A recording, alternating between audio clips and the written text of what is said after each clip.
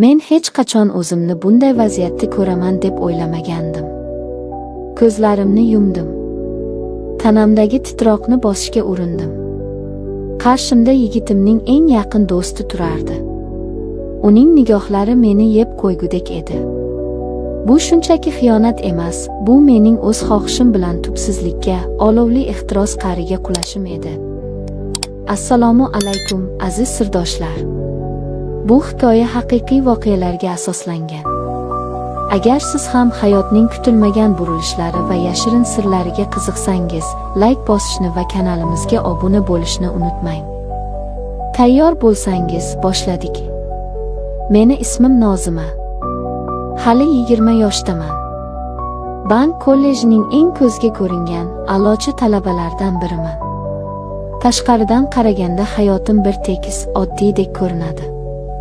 Lekin har bir chiroyli pardaning ortida qorong'u haqiqat yashiringan bo'ladi. Mening zaif tomonim bu pul va sevgi edi. Doniyor. U mening hayotimning mazmuni edi. Yoki men shunday deb o'ylardim. U kelishgan, o'ziga ishongan, har qanday qizning orzusidagi yigit. Bizning munosabatlarimiz ehtirosli edi, lekin bu ehtirosning narxi borligini men kech tushundim. Bizning uchrashuvlarimiz oddiy emasdi. U menga yordam berardi, moddiy tomondan qo'llardi. Har safar uning quchog'ida bo'lganimda, o'zimni dunyodagi eng baxtli qizdek his qilardim. Men unga ishonardim. U mening birinchi erkagim, mening himoyachim edi. Men bokira edim. Ha, g'alati eshitilar, lekin Doniyor meni avaylardi yoki shunday ko'rsatardi. Bizning yaqinligimiz boshqacha usulda bo'lardi. Bu mening kichik sirim edi. Kunlarning birida sessiya vaqti keldi. Muammolarim yig'ilib qolgan, pul juda zarur edi. Doniyordan yordam so'radim. Uning ko'zlarida g'alati bir uchqun yondi. "Jonim, menda hozir yo'q, lekin bitta yo'li bor", dedi u sekin, yuzimni silab. Uning taklifi meni shok holatiga tushirdi. Uning do'sti. Jasur. Faqat bir marta, dedi Doniyor yalinib. Bu uning orzusi. U seni anchadan beri kuzatadi. Agar rozi bo'lsang, barcha muammolaring hal bo'ladi. Rad etishim kerak edi. Baqirib ketib qolishim kerak edi. Lekin ichimdagi qandaydir bir kuch, balki ehtirosga bo'lgan yashirin chanqoqlikmi meni to'xtatib qoldi. Va men rozi bo'ldim. Kech tushdi. Ular kelishdi. Doniyor va Jasur. Jasurni ko'rib yuragim to'xtab qolayozdi. U Doniyordan butunlay boshqacha edi. Baland bo'yli, yelkalari keng, haqiqiy erkak kuchi ufurib turgan barzangi yigit. Uning nigohi yirtqichnikidek o'tkir edi. U menga qaraganda kiyimlarim yo'qdek his qildim. Stol tuzaldi. Ichimliklar, yengil gazaklar. Men ichishni xohlamasdim, lekin Jasurning o'tkir atiri va xonadagi taranglik meni mast qila boshlagandi. Uning harakatlarida qo'pollik aralash bir joziba bor edi. Biroz o'tib men Doniyorga qaradim. Ko'zlarim bilan "Yordam ber" demadim, aksincha "boshlaylik" degandek ishora qildim. "Men xonada bo'laman", dedim pichirlab. Yotoqxonaga kirdim. Tungi chiroqning xira yorug'ida o'zimga qaradim. Ipak tungi ko'ylagim tanamga yopishib turardi. O'zimni juda chiroyli, orzudagi ayoldek his qildim. Men nafaqat pul uchun, balki shu yirtqich erkakning e'tiborini his qilish uchun ham buni xohlayotgandim. Eshik ochildi. Doniyor kirdi. "Doniyor aka, men uyalyapman, chiroqni o'chiring", dedim nozlanib. Aslida bu uyat emas, o'yin edi. U rozi bo'lib chiqib ketdi. Zulmat cho'kdi. Va birozdan so'ng og'ir qadam tovushlari eshitildi. Bu Jasur edi. U kirishi bilan xonadagi havo o'zgardi. Uning nafasi, uning harorati meni qamrab oldi. Men devorga suyanib turardim. U ortimdan keldi. Hech qanday so'zsiz, uning katta, kuchli qo'llari mening nozik belimga, keyin esa dumbalarimga tegdi. Oh, bu qo'llar! U shunchaki ushlamasdi, u egalik qilardi. Uning massaji og'riqli, ammo shunchalar yoqimli ediki, men ixtiyorsiz ingrab yubordim. Jonim, seni qanchalar orzu qilganimni bilasanmi, deb shivirladi u qulog'imga. Ovozi xirillagan, ehtirosdan bo'g'iq edi. Men o'zimni yo'qotib qo'ydim. Xohlaganingizni qiling, dedim. Bu so'zlar mening lablarimdan emas, balki vujudimning eng chuqur istaklaridan chiqdi. O'sha tun men uchun kashfiyot bo'ldi. Jasur shoshmasdi. U tajribali edi. Uning har bir harakati meni telba qilardi. Uning asbobi tasvirlashga til ojiz. Men avvaliga qo'rqdim, lekin tanam allaqachon unga taslim bo'lgandi. Og'riq va huzur bir vaqtning o'zida keldi. U meni devorga tirab, o'z quchog'iga olganda, men dunyodagi hamma narsani unutdim. Bankdagi o'qishim, qarzlarim, Doniyor hammasi yo'qoldi. Faqat men va Jasur bor edik. Xonani bizning nafas olishimiz va ehtirosli tovushlarimiz to'ldirdi. Har safar u harakatlanganda men yanada balandroq nola qilardim. Bu majburiyat emasdi, bu ikki tananing bir-biriga bo'lgan chanqog'i edi. U meni maqtardi. San'at asarisan, derdi. Bu so'zlar menga kuch berardi. Men unga moslashishga, unga yanada ko'proq zavq berishga urindim. Biz vaqtni unutdik. Terga botgan tanalarimiz bir-biridan ajralgisi kelmasdi. Eng qizig'i, barchasi tugagandan so'ng ham u mendan to'ymadi. Biz yotoqda holsiz yotganimizda u yana erkalay boshladi. Doniyor bilmasin, dedi u sirli jilmayib. Men ham o'yiga qo'shildim. Pul unutilgandi, endi faqat istak bor edi. Uning menga qilgan muomalasi, o'sha qo'pol, ammo mehribon harakatlari meni butunlay o'zgartirib yubordi. Tongga yaqin uyga qaytdim. Cho'ntagimda pul bor edi, lekin yuragimda g'alati bir bo'shliq va shu bilan birga to'liqlik hissi bor edi. Men o'zgargandim. Men endi oldingi sodda Nozima emasdim. Vaqt eng yaxshi davo deyishadi. Lekin u ham ba'zan eski yaralarni yangilaydi. Yana pul kerak bo'ldi. Bu safar Doniyor yo'q edi. Dugonamga murojaat qildim. Uning hayoti menga sirli va xavfli tuyulardi, lekin boshqa choram qolmagandi.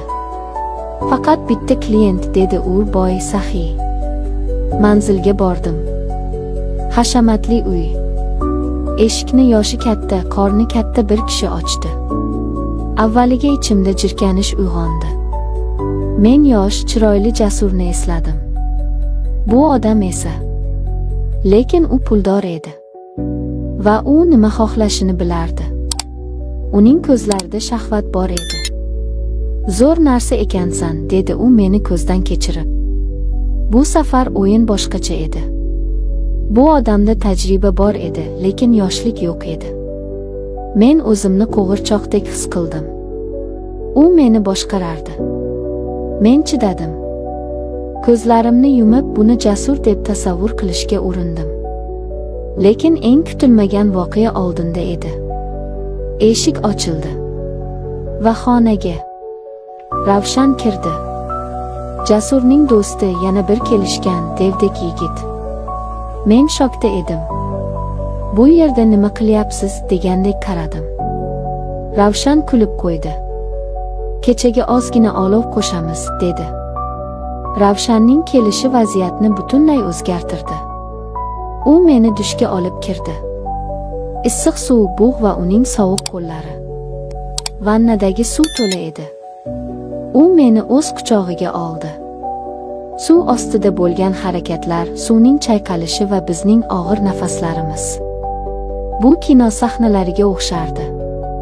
Ravshan mendan ko'ra kuchliroq edi. U bilan bo'lgan yaqinlik bir vaqtning o'zida ham qo'rqinchli, ham aql bovar qilmaydigan darajada ehtirosli edi. Men charchagandim, lekin to'xtashni xohlamasdim.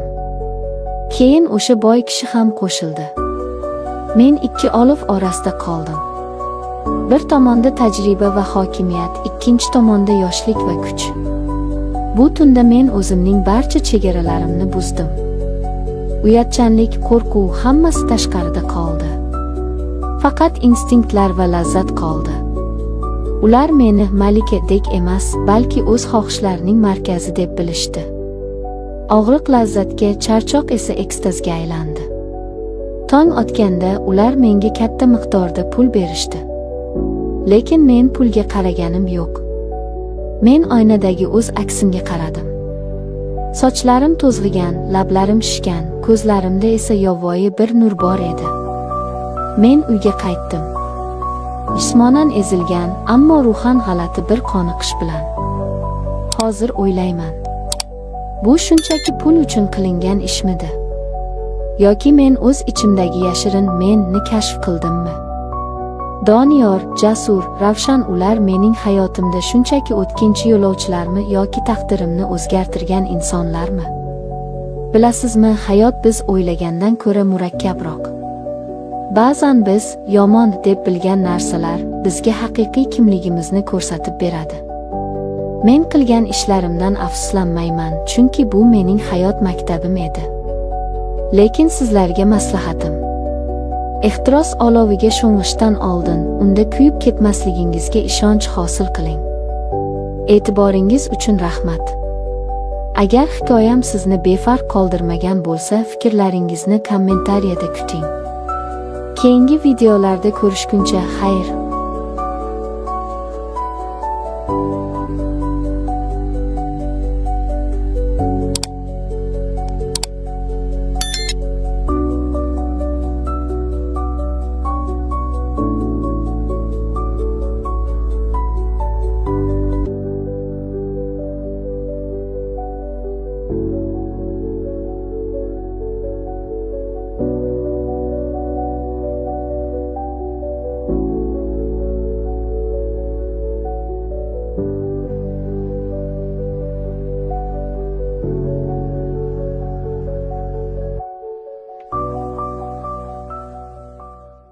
Har safar telefonimga xabar kelganida o'limni his qilaman.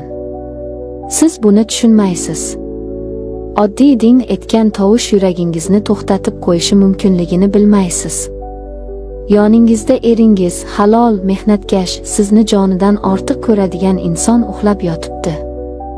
Siz esa uning yonida yotgan holda boshqa erkakning quliga aylangansiz. Mening ismim Laylo va men tirik murdaman.